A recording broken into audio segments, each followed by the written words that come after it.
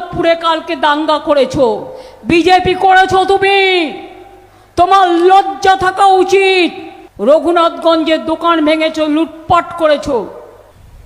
রঘুনাথগঞ্জে দাঙ্গা করার অধিকার তোমাদের কে দিল? তোমরা একতরফা করেছো। মিছিল থেকে বেরিয়ে দোকান লুটপাট করেছো, দোকান বাড়ি পুড়িয়েছো। আজ না হলেও কাল তোমাদের একটাকেও ছাড়বো না। মনে রাখবে, মানুষ তোমাদের বিচার করবে।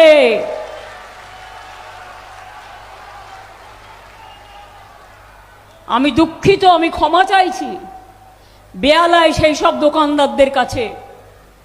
ববি মেয়র থাকলে কি হবে? ওখানে কমিশনার নিয়োগ করেছেন বিজেপির লোককে। তাকে আমি অনুরোধ করব, আগুনে পা দিয়ে খেলবেন না। কালকে বুলডোজার চালিয়েছে, অনেক দোকান বেহালায় ভেঙে দিয়েছে। আমার হাতে নেই, বেহালাবাসী আমি দুঃখিত, আমি ক্ষমা প্রার্থী। যে দোকান বুলডোজার চালিয়ে ভেঙে দিয়েছে আমি আবার করে দেব। আমাকে সময় দিন, এরা চিরকাল থাকবে না। আমাদের অর্ডারে হয়নি। সবাইকে সরিয়ে দিয়ে কখনো বুলডোজার চালাচ্ছে, কখনো দাঙ্গা চালাচ্ছে, যা ইচ্ছে তাই করে যাচ্ছে।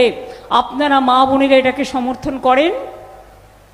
মনে রাখবেন, বাংলায় আমি ইলেকটেড চিফ মিনিস্টার থাকা সত্ত্বেও সব পাওয়ার কেড়ে নিয়ে সেন্ট্রাল গভর্নমেন্ট আত্মা দুই শয়তান,